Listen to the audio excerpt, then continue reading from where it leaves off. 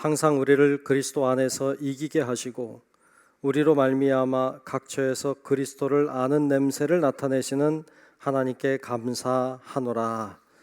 은혜로우신 아버지 하나님, 오늘 이 좋은 주님의 날에 우리가 함께 주님 앞에 예배 드리게 하심을 감사합니다. 정성을 다하여 드리는 우리의 예배가 주님의 마음을 감동케 하고 주님의 보좌를 흔드는 귀한 예배 되게 하여 주시옵소서. 시종을 주의 손에만 맡기며 살아계신 예수님 이름으로 간절히 기원하옵나이다. 아멘. 사도신경으로 우리의 신앙을 고백합니다.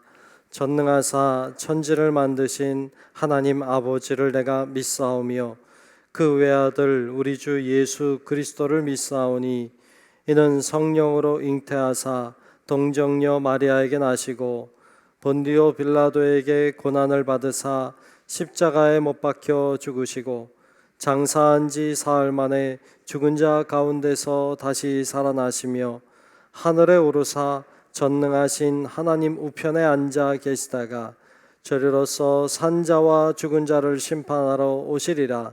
성령을 믿사오며 거룩한 공예와 성도가 서로 교통하는 것과 죄를 사하여 주시는 것과 몸이 다시 사는 것과 영원히 사는 것을 믿사옵나이다. 아멘. 다 같이 찬송가 338장 일어나서 찬양하겠습니다.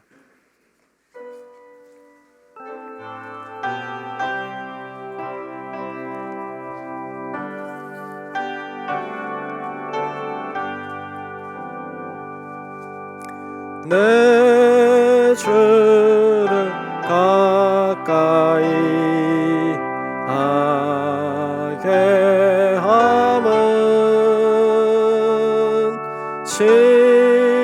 십자가 짐 같은 고생이나 내 일생 소원은 늘 찬송하면서 주께 더 나아가기 원합니다.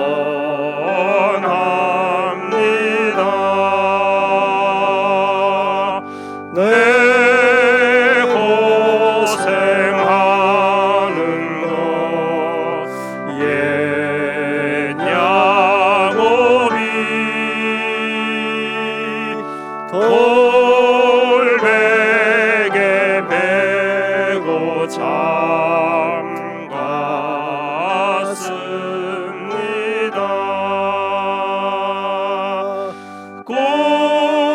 꿈에도 소원이 늘 찬송하면서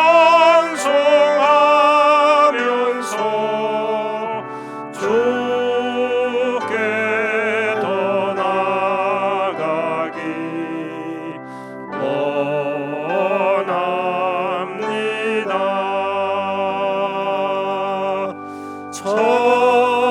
천성에 가는 길 험하여도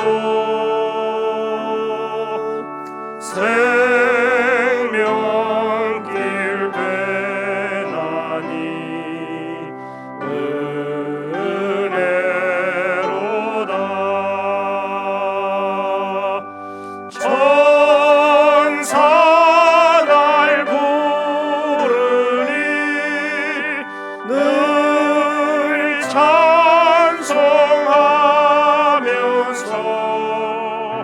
주께 더 나아가기 원합니다.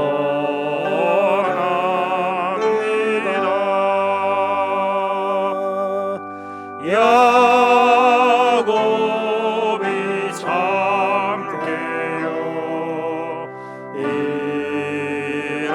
일어난 후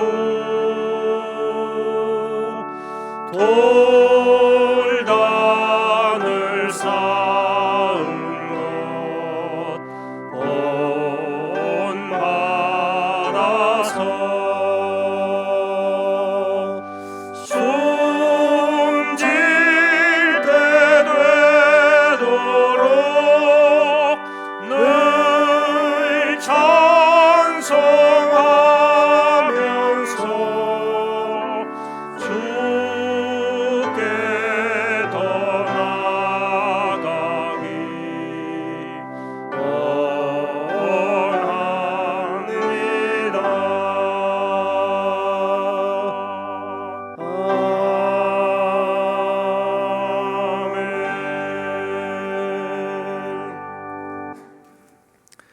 교독문 75번 마태복음 6장 말씀을 교독하겠습니다.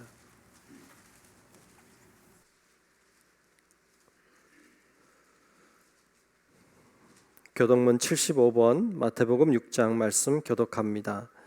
그러므로 내가 너희에게 이르노니 목숨을 위하여 무엇을 먹을까 무엇을 마실까 몸을 위하여 무엇을 입을까 염려하지 말라.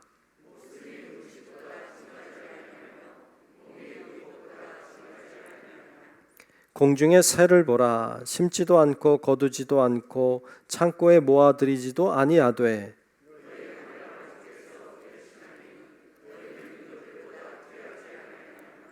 너희 중에 누가 염려함으로 그 키를 한 자라도 더할 수 있겠느냐?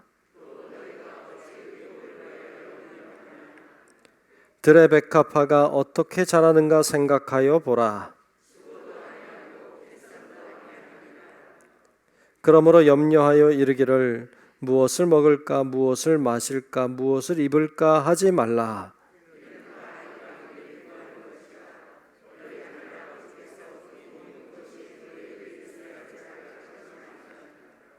그런즉 너희는 먼저 그의 나라와 그의 의를 구하라. 아멘. 성경 5장 부릅니다.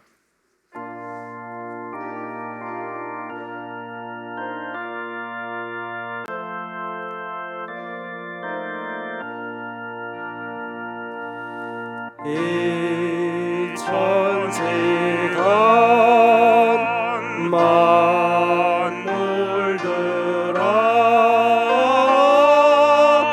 복 주시는 주 여호와 전능 성령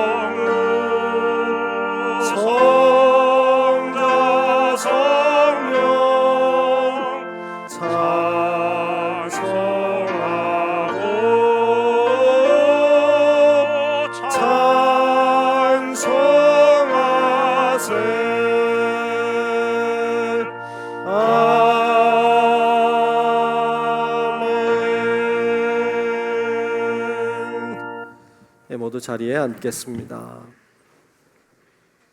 교회 소식을 전하겠습니다. 1월 주제는 새 출발하는 달 이렇게 정했습니다. 새로운 마음으로 출발하는 기회 삼으시기를 바랍니다. 함께 예배하시는 앞뒤 좌우 계신 분들과 인사합시다. 새 출발합시다. 이렇게 인사할까요? 새 출발합시다. 새 출발합시다. 네, 새 출발합시다. 네. 출발합시다. 고맙습니다. 예배 준비 주변을 잘 정리하시고 핸드폰 무음으로 잘 바꿔주셔서 예배 시간에 울리지 않게 해주시면 좋겠습니다. 선교회장 모임을 갖습니다. 오늘 3부 예배, 이 예배 마치는 대로 앞쪽으로 우리 선교회장님들 잠깐 모이도록 그렇게 하겠습니다. 선교회장님들 기억하셨다가 예배 끝나고 막 가시지 말고 앞에 좀 모여주시면 같이 나누도록 하겠습니다. 소망장학위원회 모임 오늘 1시 10분에 모이도록 하겠습니다. 담임 목사실에서 모임을 갖겠습니다. 소망장학위원들 기억하셨다가 예배 끝나고 좀 있다가 만나도록 그렇게 하겠습니다. 오늘 성남지방 감사가 있는 날입니다. 우리 교회에서 오후 4시에 있습니다. 여러분들이 아시고 기도해 주시면 좋겠습니다. 주보를 잘 참고하시고 밑에도 다 이렇게 있는 내용들이 있어요. 여러분 잘 보시고 이행해 주시면 좋겠습니다. 이 시간 기도 시간입니다. 우리 김상봉 장로님 나오셔서 대표로 기도하시겠습니다.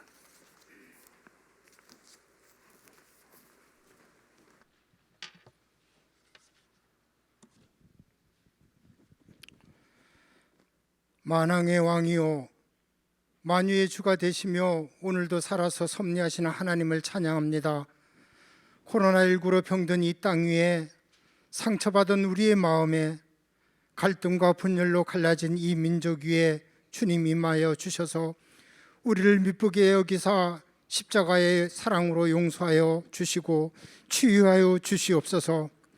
지나간 날들을 뒤돌아보면 나의 이기적인 생각으로 남을 배려하지 못했고 이웃을 돌아보지 못하고 사랑하지 못함으로 시기와 질투, 분열, 비방으로 가득한 이 민족을 용서하여 주시고 우리 주님의 십자가의 사랑을 본받아 이웃을 사랑하고 축복하며 도우며 아픈 상처를 감싸주며 소망을 갖는 이 민족이 될 수 있도록 축복하여 주시옵소서.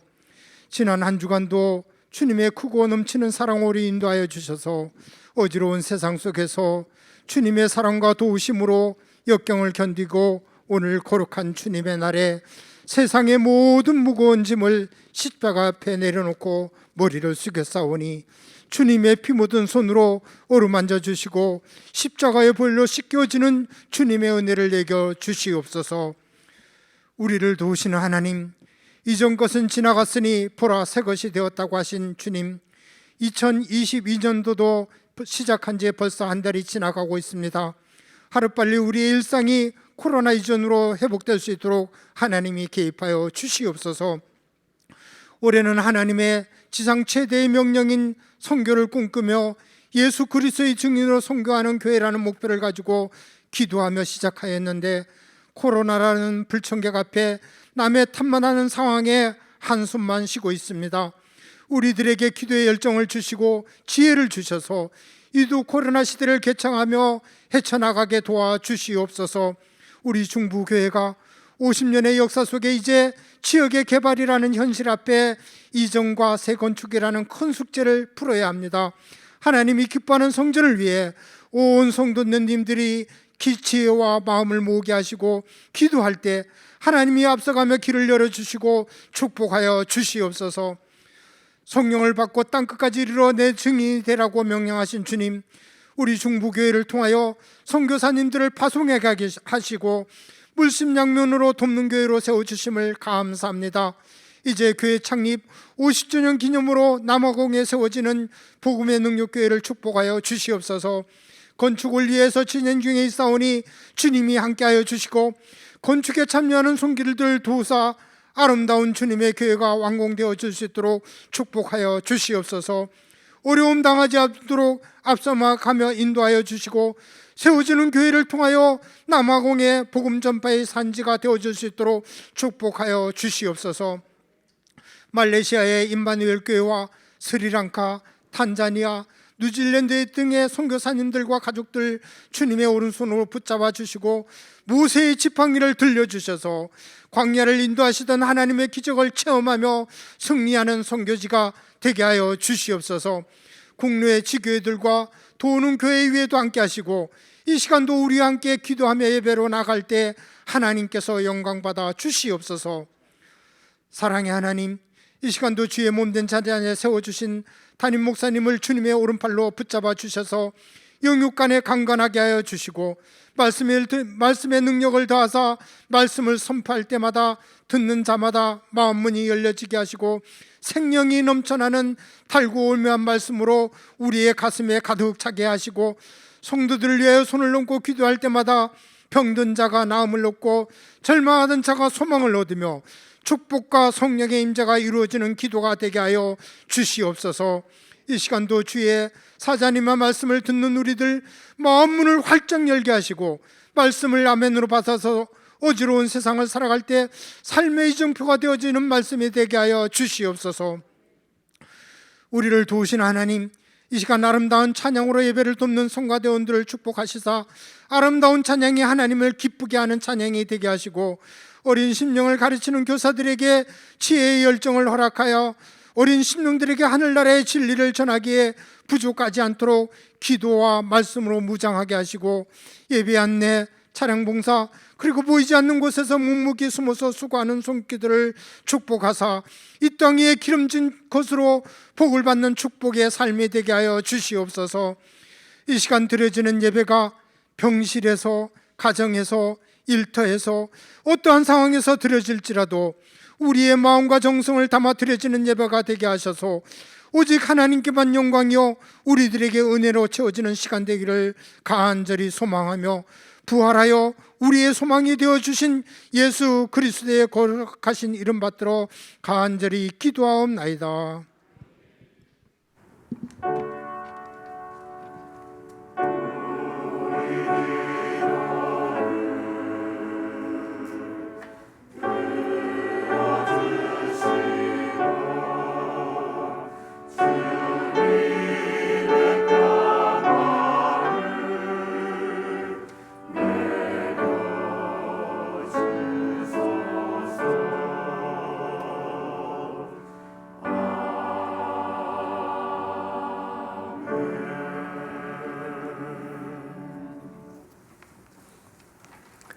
네, 오늘 주시는 성경 말씀 보겠습니다. 오늘 말씀은 창세기 13장 8절과 9절입니다.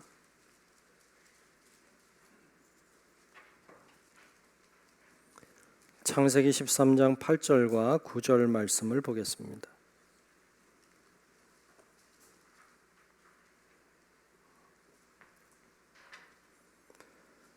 네, 다 찾으신 줄로 알고 창세기 13장 8절과 9절 두 절 말씀을 제가 말씀 봉독하겠습니다.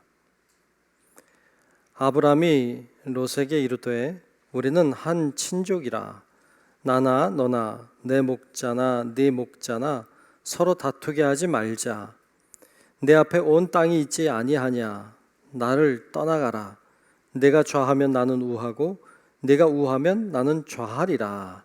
아멘. 다 같이 아멘. 네, 우리 호산나 성가대 찬양이 있겠습니다.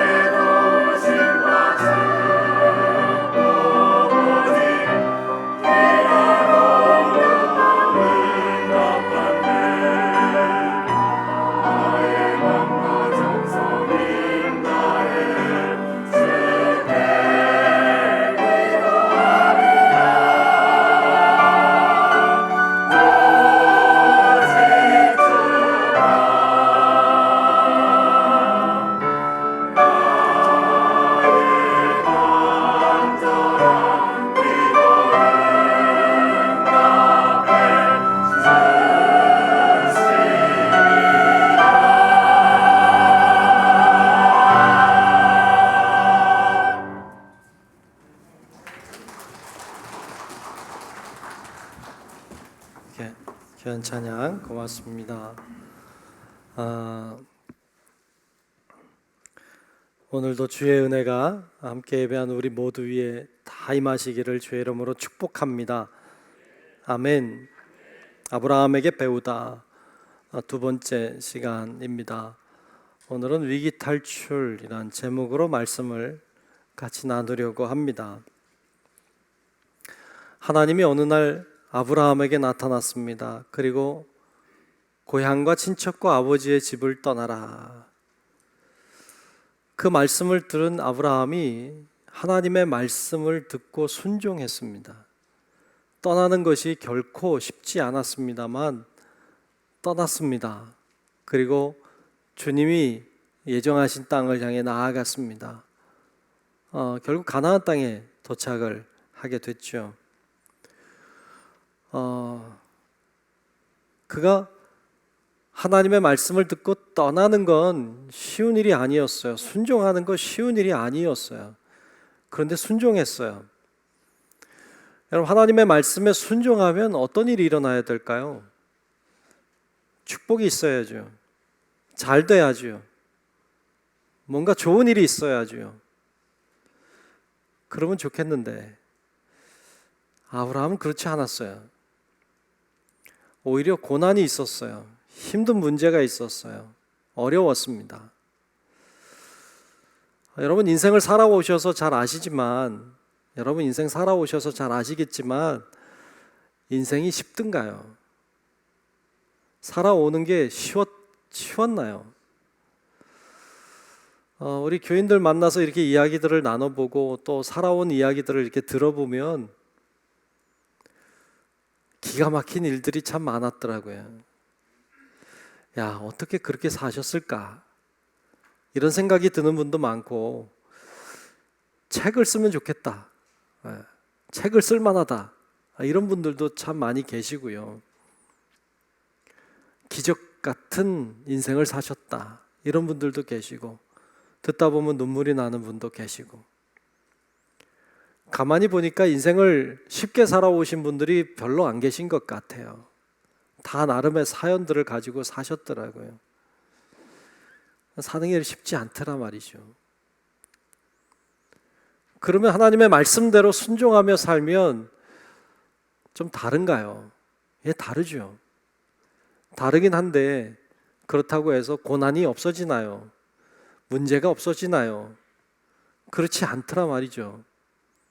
예수를 믿고 교회를 잘 다니고 신앙생활을 잘해도 여전히 문제가 있더라고요. 여전히 어려움도 있고요. 고난도 있는 걸 봅니다. 교회에서 또는 찬송 부를 때 만사형통이라고 그래요. 만사형통한다. 만사형통이 뭐예요?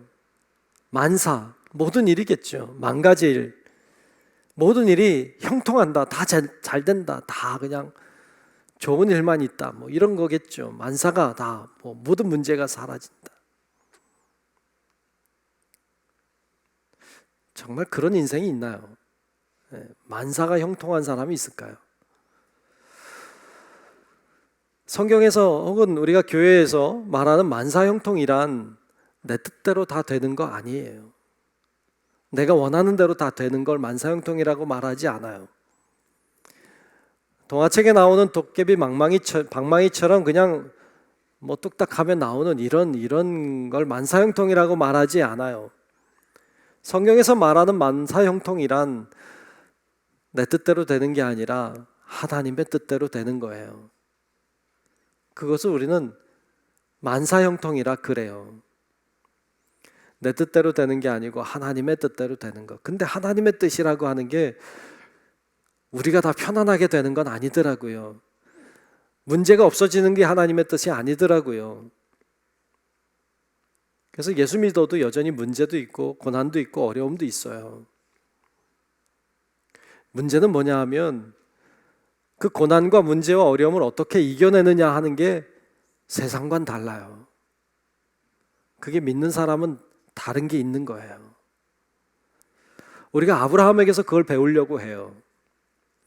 아브라함이 고향 친척 아버지 집 떠나라고 하신 하나님의 말씀 듣고 순종하여 떠났는데 가나안 땅까지 왔는데 와서 만난 게 고난이었어요. 어려움이었어요. 말씀을 자세히 묵상하니까 세 개의 고난의 산을 넘었어요. 세 개의 고난의 산을 넘고서 비로소 하나님의 약속의 말씀을 붙잡게 되는데 그가 넘은 세 개의 고난의 산은 무엇일까요? 오늘 그거 같이 묵상하려고 합니다. 참 공교롭게도 창세기 12장에 첫 번째 고난 이야기가 나오고 13장의 두 번째 이야기가 14장의 세 번째 고난의 이야기가 등장하고 있어요. 아브라함은 세 개의 고난의 산을 넘은 거예요.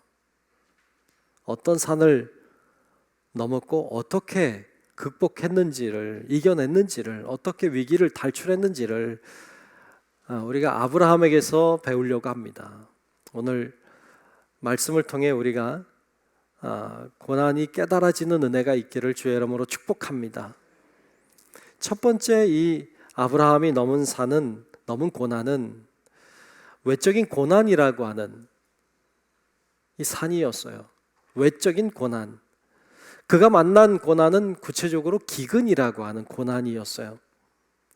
아브라함이 가나안 땅까지 순종하여 왔는데 처음으로 만난 게 기근이었어요. 기근이 뭐예요? 뭐 가뭄이나 혹은 홍수나 이런 여러 가지 자연재해 등을 통해서 먹을 양식이 다 떨어져서 굶주리는 상황이에요. 먹을 게 없는 상황이죠. 사람은 뭘 먹어야 살아요. 먹지 못하면 죽어요. 먹지 못하면 아무것도 할 수가 없어요. 먹을 게 없다는 상황은 가장 비참한 상황이에요. 이 어려운 상황을 아브라함이 만났어요.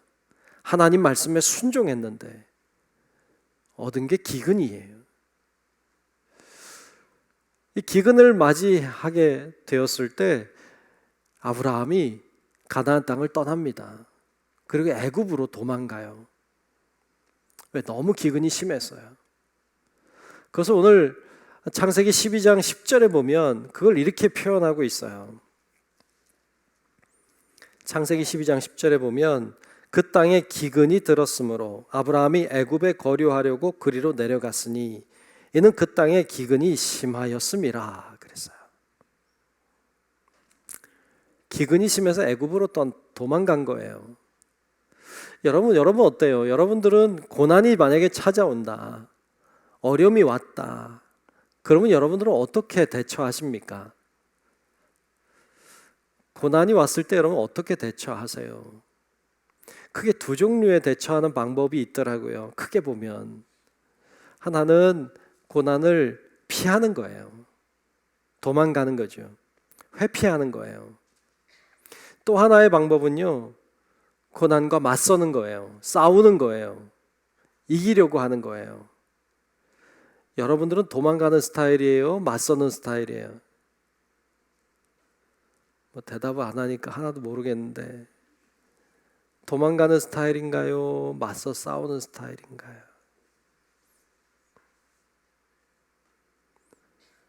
아브라함은요, 어떤 스타일일 것 같아요? 아브라함은요, 도망가는 스타일이에요. 도망가는 스타일. 그래서 기근이 다가왔을 때 애굽으로 도망갔어요. 하나님의 약속의 땅 버리고 애굽으로 도망갔습니다. 도망가면서 아내와 작당을 꾸몄어요. 도망가면서 걱정이 하나 되는 것은 애굽에 갔을 때 애굽 사람들이 어떻게 우리를 대할까였어요. 근데 아내를 쳐다보니까 너무 예쁘게 생겼어요. 너무 예쁘니까 걱정이 되는 거예요. 아내는 데려가고 자기는 죽일 거라는 생각이 든 거죠. 그럴지 아닐지도 몰라. 아직 가지도 않았어. 근데 그런 생각이 들어서 작전을 세워요. 우리 애굽에 가면 부부라고 하지 말고 누이라고 하자. 그래야 내가 살겠다. 그렇게 작전을 꾸미고 애굽에 내려가요. 여러분, 이 남편이요, 비겁하죠. 그렇지 않나요? 아브라함은요, 기근을 만났을 때 애굽으로 도망갔고요. 자기가 혹시 죽을지도 모르니까 아내를 누이라고 거짓말하고 속이는 사람이었어요. 그렇게 도망다니고 회피하는 것이 그에게는 중요한 방법, 좋은 방법이라고 생각했어요. 그렇게 살았던 사람이 아브라함이에요. 그런 아브라함을 만나고 나니까 왠지 친근한 것 같아요. 우리도 좀 그런 경향이 있잖아요. 뭐 여기 다 그러지 않겠지만, 여기 계신 분들 중에 그래도 어떤 분들은 고난이 오면 도피하고 피하고 싶고 도망가고 싶어 하는 분들이 계시잖아요. 그런 분들이 볼 때는 아브라함이 친근하다, 나갔구나, 뭐 이렇게 생각할 수도 있을 것 같습니다.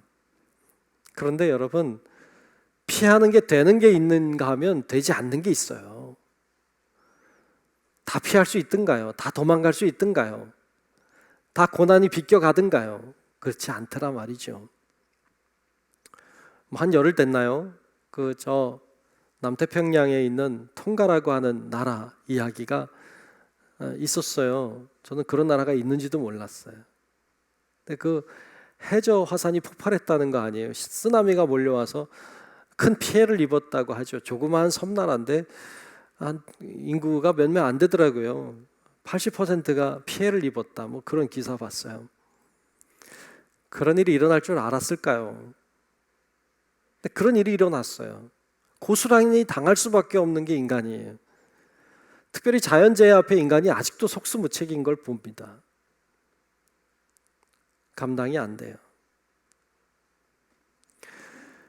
이런 일을 맞이할 때가 우리들도 있죠. 아브라함이 고난 피하기 위해서 기근이라고 하는 고난을 피하려고 애굽으로 도망가고 또 자기가 살고 싶어서 아내를 누이라고 속이고 이런 일들을 꾸몄죠. 그런데 여러분,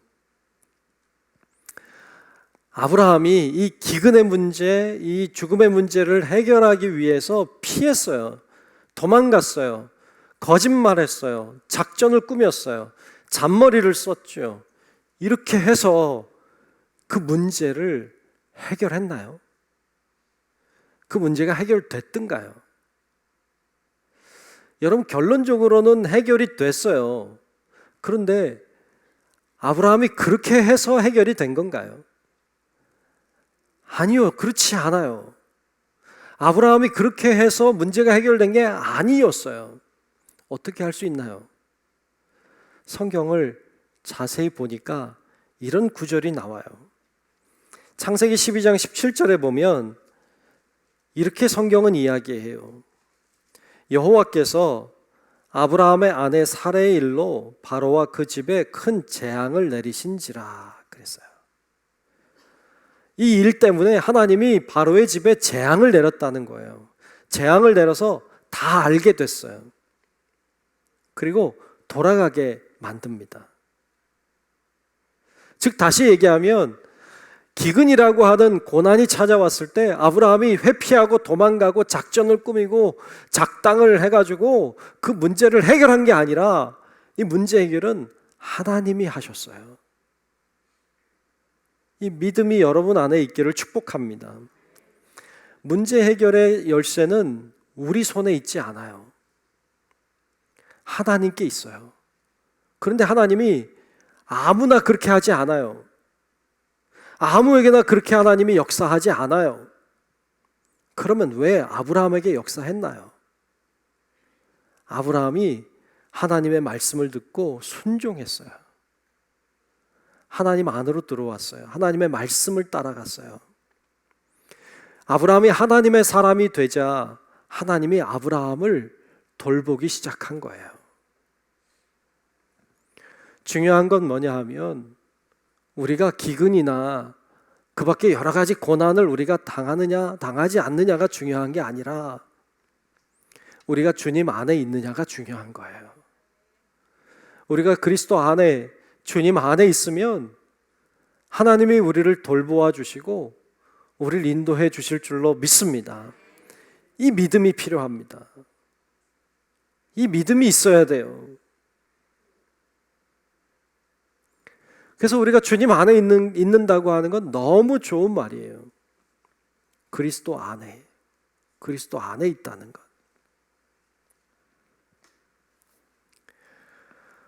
여러분, 그래서 이 아브라함은 아브라함의 힘으로, 아브라함의 잔머리로, 아브라함의 어떤 생각으로, 어떤 계획으로 이게 해결된 게 아니라 그가 하나님 안에 있었고 하나님이 그를 도와주셔서 이 문제를 해결하게 된 줄로 믿습니다. 이게 방법이었어요. 두 번째 만난 고난이 있어요. 두 번째 만난 고난은 내적 관계의 갈등의 문제였어요. 내부에 있는 관계의 갈등의 문제. 아브라함이 특별히 경험하고 있는 건 다툼의 문제였습니다. 아브라함이 애굽에 들어갔어요. 그리고 거기서 그 애굽의 바로가 주는 재물을 얻게 돼요. 그래서 거기 들어갔다가 큰 부를 얻습니다. 부자가 돼요. 여러분, 기근 중에 부자가 됐어요. 그리고 돌아옵니다. 여러분, 부자 되는 거 좋을 것 같아요? 안 좋을 것 같아요? 안 좋다면 거짓말이겠죠, 그죠? 다 부자 되고 싶은 마음이 있잖아요. 부자가 되면 할 수 있는 일이 많겠죠. 그런데 여러분, 부자가 되면 좋긴 하겠는데 부자가 돼서 관계가 틀어지는 경우는 또 많더라고요. 부가 없었으면 오히려 괜찮았을 텐데 부자가 되어서 문제가 생기는 경우들이 의외로 있더라고요. 어떤 형제는 참 좋았어요. 형제가 우애가 참 좋았는데 부모님이 돌아가시면서 남긴 유산이 조금 있는데 그것 때문에 갈등이 생기는 형제들, 그런 가족들이 있잖아요. 종종 보잖아요. 좋았는데 그것 때문에 원수가 돼서 다시는 안 만나고 사는 사람들도 있어요.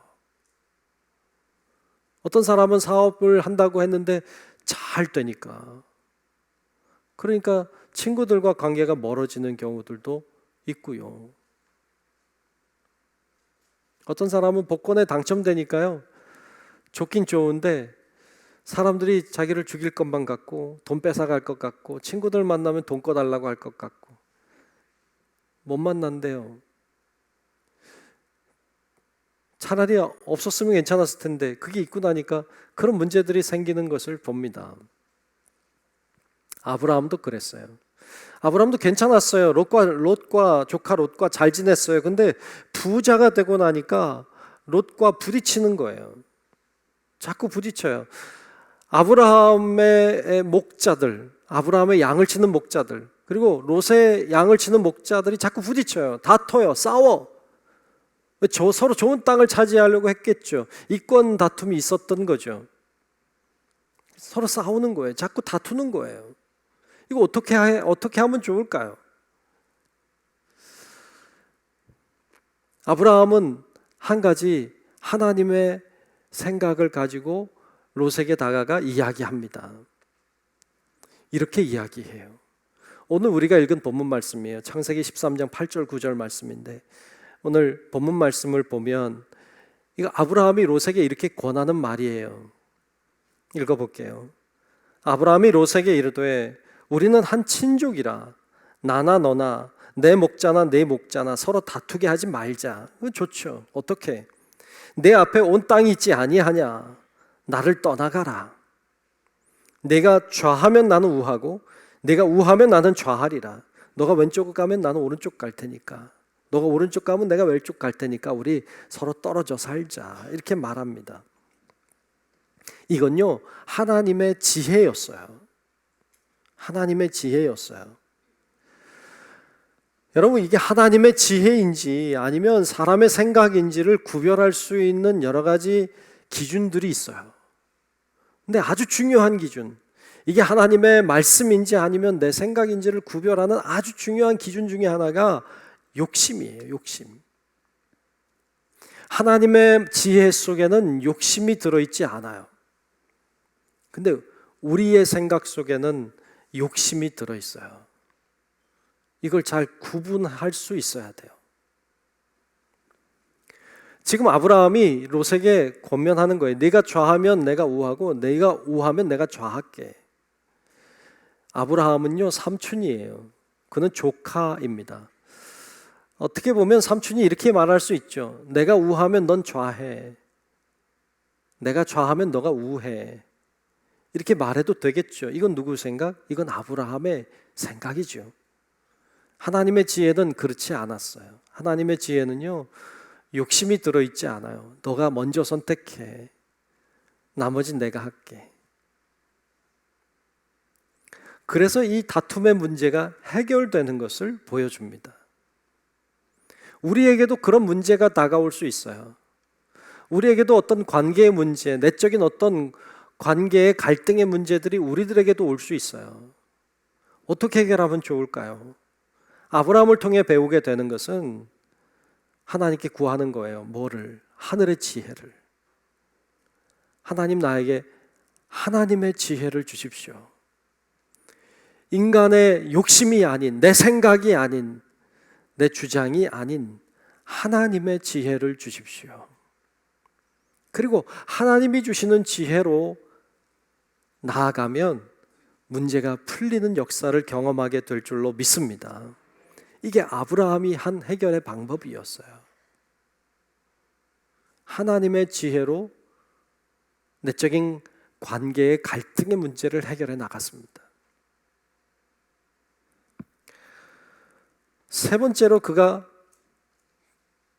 넘고 있는 이 고난의 산은 외적인 관계의 갈등의 문제였어요.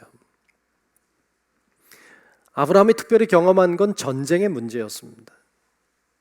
그러니까 외부에서 오는 어떤 관계의 갈등의 문제. 전쟁이라고 하는 건 어떤 외적인 데서 쳐들어오는 문제이죠. 어떤 관계의 문제에서 틀어졌을 때 생기는 거잖아요. 그러니까 그런 문제로 인하여 이 어려움을 만나게 됩니다. 아브라함과 롯이 서로 이야기 나눴어요. 너가 우하면 내가 좌하고 네가 좌하면 내가 우하리라. 롯이 높은 곳에 올라가서 사방을 둘러봅니다. 둘러보니까 제일 좋아 보이는 땅이 눈에 들어왔어요. 그건 소돔과 고모라 땅이었어요. 그 땅을 표현하기를 성경에 보면 롯이 이렇게 표현했어요. 그 땅이 물이 많다. 그리고 여호와의 동산 같다. 애굽 같다. 그랬어요. 좋아 보인다는 거예요.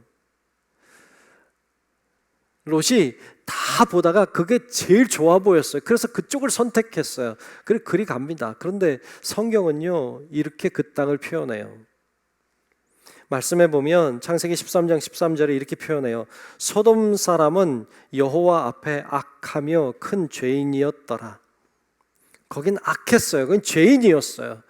그런데 롯의 눈에는 그게 보일 리가 없죠. 그냥 보이는 것만 보니까, 좋아 보이니까, 기름져 보이니까, 그러니까 그 땅을 선택했고 그리 갔어요. 거기 살았어요. 그런데 그 땅에 전쟁이 일어난 거예요. 전쟁이 일어나서 소돔과 고모라가 졌어요. 그 사람들이 다 포로로 끌려갑니다. 그때 롯도 끌려가요. 롯의 가족도 끌려가요. 재산 다 빼앗겼어요. 그리고 처참하게 끌려가는 사람이 되고 만 거예요. 전쟁은 우리를 슬프게 해요. 전쟁은 일어나면 안 돼요. 근데 이 땅에 전쟁은 끊임없이 일어나고 있어요. 일어나 왔어요. 오늘날에도 전쟁은 계속되고 있어요. 인류의 역사 가운데 전쟁이 없던 때가 없었어요. 지금도 뭐 미얀마에서는 내적 그 전쟁이 계속되고 있잖아요. 소식이 계속 들려오고 있고, 요즘에 뭐 우크라이나 소식 듣잖아요. 뭐 전쟁 직전인 것 같아요. 불안불안하고요. 뭐 우리나라는 뭐 여러분 아시다시피 휴전 상태잖아요. 전쟁이 끝난 것도 아니고 쉬고 있는 상태잖아요. 전쟁이라고 하는 게 멀리 있지 않고 가까이 있죠. 그런 전쟁에 휩싸여서 지금 롯이 끌려간 거예요. 아브라함이 그 소식을 듣죠. 듣고는 롯을 구하겠다고 달려갑니다. 달려갈 때 혼자 안 갔어요. 혼자 갈 수는 없죠. 같이 갔어요. 몇 명 갔을까요? 몇 명쯤 가면 괜찮을까요? 성경에 정확히 숫자가 나와요. 아브라함과 함께 318명이 갔다고 나와요. 318명의 사람들을 이끌고 전쟁하러 갔어요. 여러분 318명이 많은 숫자 같아요? 적은 숫자 같아요? 전쟁하러 가는데 많다고요? 말도 안 되는 숫자입니다. 318명 끌고요 롯 구하겠다고 간 거예요. 참 어떻게 보면 무모한 거죠. 전쟁에 이길 수가 없어요. 아브라함이 이렇게 전쟁을 잘하는 사람인가요? 근데 신기하게 이겼어요. 신기하게 이겼어요. 그 전쟁에서 승리했어요. 롯을 구해옵니다. 그의 가족을 다 구해왔어요. 빼앗긴 물건을 다 찾아왔어요. 대승을 거뒀어요. 신기했죠. 아마 아브라함도 놀랐을 거예요. 야, 어떻게 이겼지? 야, 내가 이렇게 싸움을 잘했나? 야, 우리 이 300여 명 이 사람들이 이렇게 전쟁을 잘했나? 이랬을 거예요. 대단하다 뭐 그랬을 거예요. 그런데 아무리 생각해도 이상하잖아요. 어떻게 이겨요? 전쟁에서 318명 끌고 나가서 이긴다고요? 얼마나 잘했길래. 근데 여러분, 아브라함이 그 전쟁을 이기고 대승을 거두고 돌아오다가 한 사람을 만나요. 멜기세덱이라고 하는 제사장을 만납니다. 이 멜기세덱이라고 하는 이 제사장을 만났는데 하나님이 이 제사장 통해 알려주시는 게 있었어요. 뭘 알려주셨는가 하면요, 말씀을 보면 이렇게 말해요. 창세기 14장 19절 20절인데 이 멜기세덱이 지금 아브라함에게 하는 이야기예요. 제가 한번 읽어볼게요.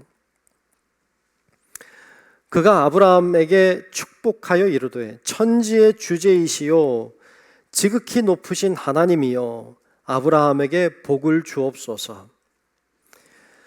너희 대적을 내 손에 붙이신 지극히 높으신 하나님을 찬송할지로다 하매 아브라함이 그 얻은 것에서 10분의 1을 멜기세덱에게 주었더라.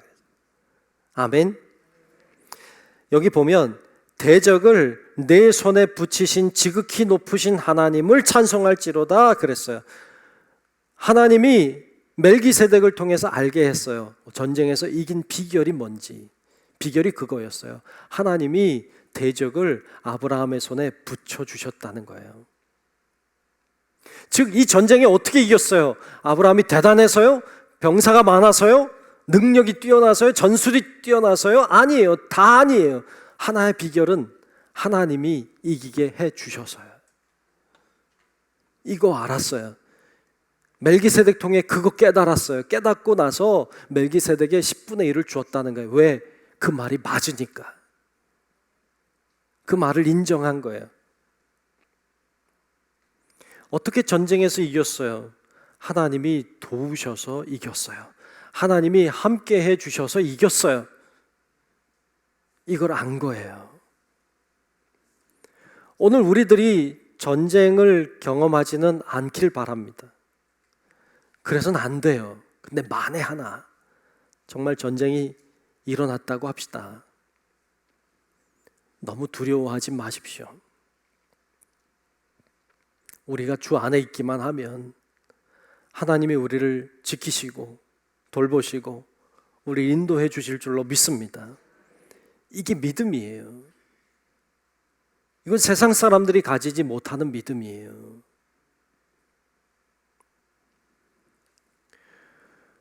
아브라함은 이 전쟁에 나가서 대승을 거뒀어요. 어떻게? 하나님이 도우셔서, 하나님이 함께해서 이긴 거예요. 이거 알게 된 거예요.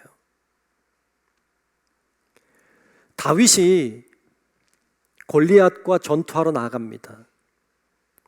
다윗이 골리앗과 전투하러 나갈 때요, 나가서 전쟁에 지면 돌아오지 이런 생각 아니에요.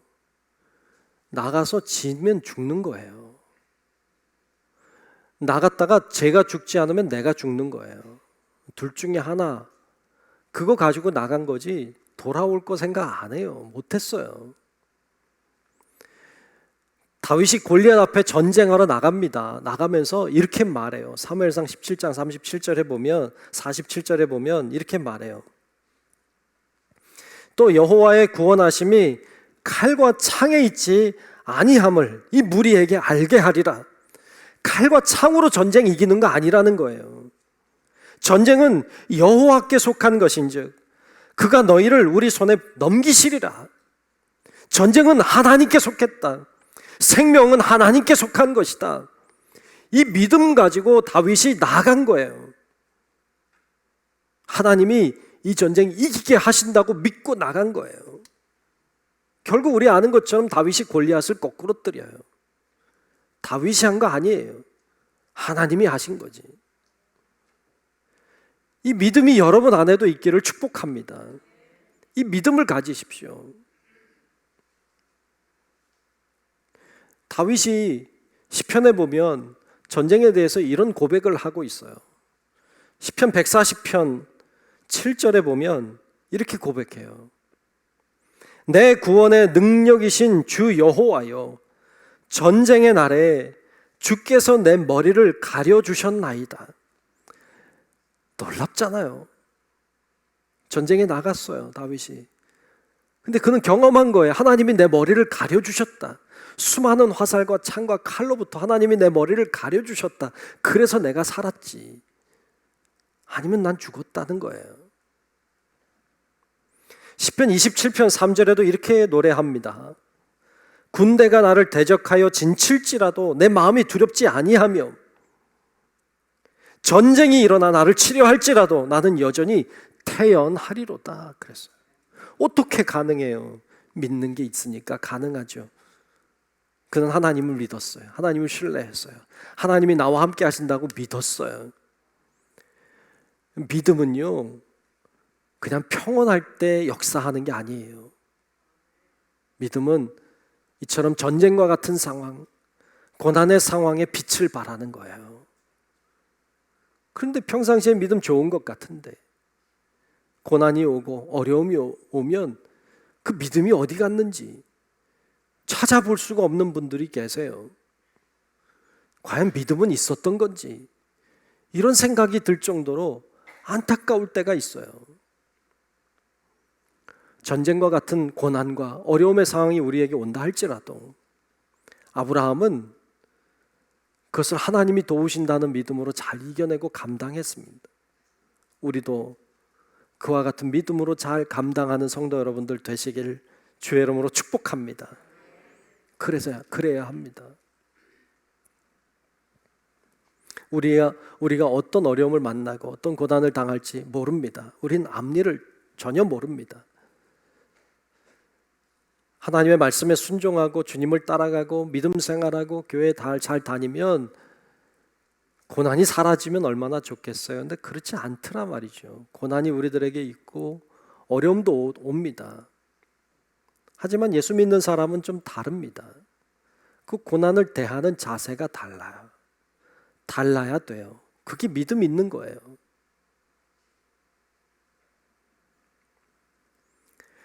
고난이 우리들에게 다가올 때 아브라함은 도망가려고 했고 자기 생각대로 뭘 해보려고 했어요. 근데 그게 아니라는 걸 알게 됐죠. 주님이 도우셨다는 걸 알게 됐어요. 자신의 지혜로 문제를 해결하려고 하지 않고 하나님의 지혜로 그 문제를 잘 해결해낸 사람이 아브라함이에요. 전쟁과 같은 어려움의 상황 속에서도 그가 그 상황을 통해서 깨달은 것은 하나님이 나와 함께 하셨다는 거였어요. 우리가 아브라함으로부터 배워야 돼요. 아, 그렇구나. 하나님이 나를 도우시는구나. 내가 주님과 함께 하면 주님이 나와 함께 하시는구나. 하나님의 지혜로 살면 되는 거구나. 여러분, 이 믿음을 깨닫고 우리도 아브라함처럼 믿음의 길을 잘 달려가시기를 축복합니다.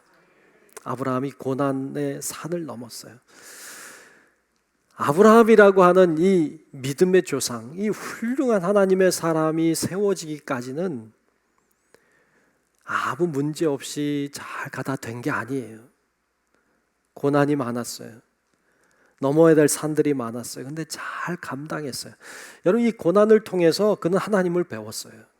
하나님이 어떤 분인지 알게 됐어요. 그래서 고난이 그에게는 저주가 아니었어요. 믿는 자에게는 고난이 저주가 아니에요. 고난은 하나님을 알게 하는 계기예요. 도구가 됩니다. 그리고 그가 그렇게 고난을 잘 극복하고 이겨내고 승리하며 하나님을 알게 되고 주님이 역사하는 걸 경험하고 그 과정을 겪으면서 그가 믿음의 조상으로 세워져 간 거예요.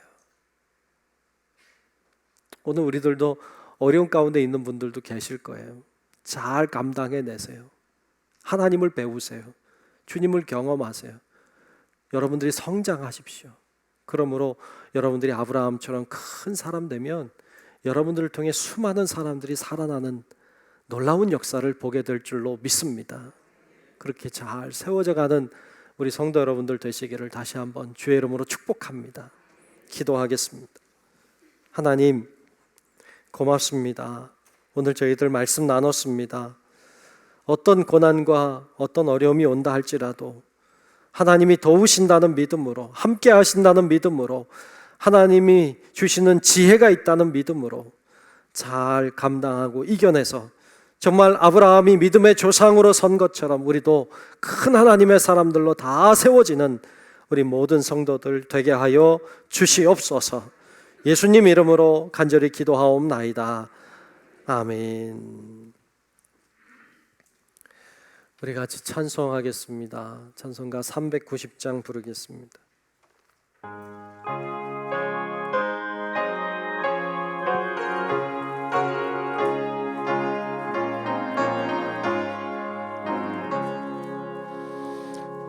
예수가 거느리시니 즐겁고 평안하구나. 주야의 자고 깨는 것 예수가 거느리시네. 주날 항상 돌보시고 날 친히 거느리시네. 주날 항상 돌보시고 날 친히 거느리시네. 때때로 괴로움 당하면 때때로 기쁨 누리네. 풍파 중에 지키시고 평안히 인도하시네. 주날 항상 돌보시고 날 친히 거느리시네. 주날 항상 돌보시고 날 친히 거느리시네. 내 주의 손을 붙잡고 천국에 올라가겠네. 괴로우나 즐거우나 예수가 거느리시네. 주날 항상 돌보시고 날 친히 거느리시네. 주날 항상 돌보시고 날 친히 거느리시네. 이 세상 이별할 때에 마귀의 권세 이기네. 천국에 가는 그 길도 예수가 거느리시네. 주날 항상 돌보시고 날 친히 거느리시네. 주날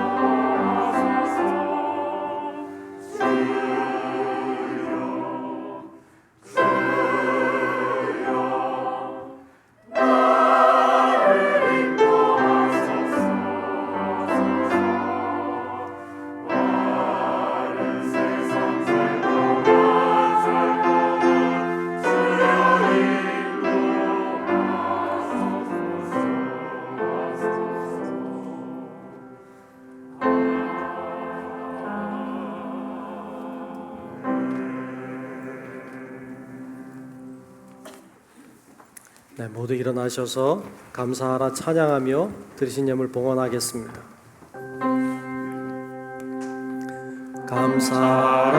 감사하라 내 영혼아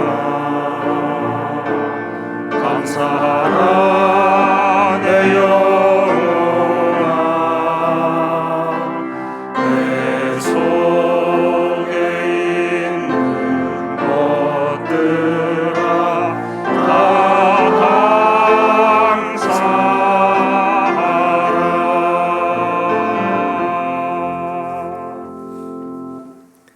존귀하신 아버지 하나님, 오늘도 하나님의 사랑하는 자녀들을 하나님 앞에 서게 하시고 주 앞에 예배드리며 또 귀한 예물 구별하여 주님께 드리게 하심을 감사합니다. 이 예물을 주께서 받아주시고 하나님 우리 가운데 큰 은혜를 베풀어 주시옵소서.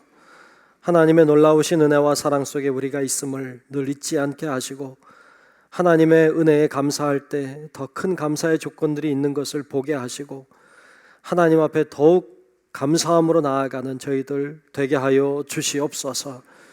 여러 가지 문제와 어려움과 환난 속에 있는 주의 자녀들을 기억하사 하나님 긍휼히 여겨주시고 하나님의 오른팔로 붙들어 주사 용기를 내게 하시고 하나님이 함께 하신다는 믿음의 자신감으로 잘 감당하여 하나님께 더 큰 하나님의 용사들로 설 수 있도록 하나님 저희들을 인도하여 주시옵소서. 우리가 알게 혹은 모르게 하나님의 손길이 여기저기 있음을 저희들로 하여금 알게 하시고 하나님의 은혜 때문에 감사가 풍성해지게 하시고 하나님의 은혜 때문에 더 큰 하나님의 놀라운 은혜들을 기대하며 또 바라보며 나아가는 우리의 인생의 여정들이 되도록 하나님 도와 주시옵소서. 아버지 하나님, 여러 가지 고난으로 인하여 하나님 앞에 호소하며 간구하며 기도하는 기도 소리를 들어 응답해 주시고 우리 모든 성도들의 삶이 주님 안에 있음을 늘 깨닫고 하나님을 의지하며 살아가는 저희들 다 되게 하여 주시옵소서. 모든 영광 오직 주님께 돌리오며 살아계신 예수님 이름으로 축복하며 기도하옵나이다. 아멘.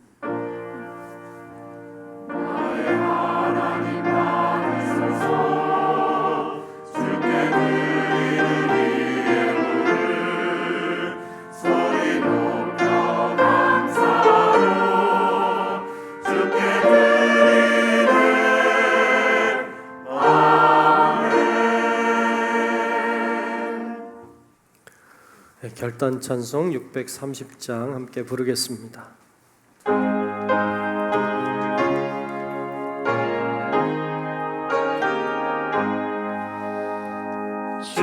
진리와 생명 되신 주 이 몸을 바치옵니다. 믿음과 소망 사랑에 한 마음 되게 하소서.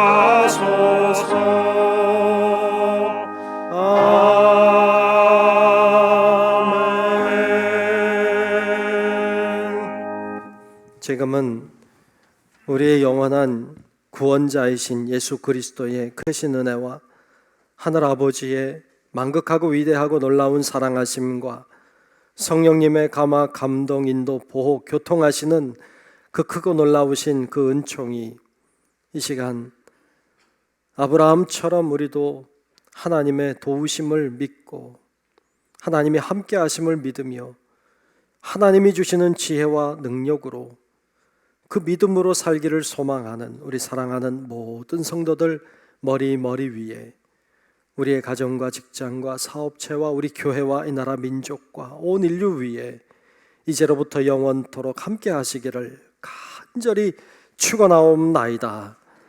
아멘.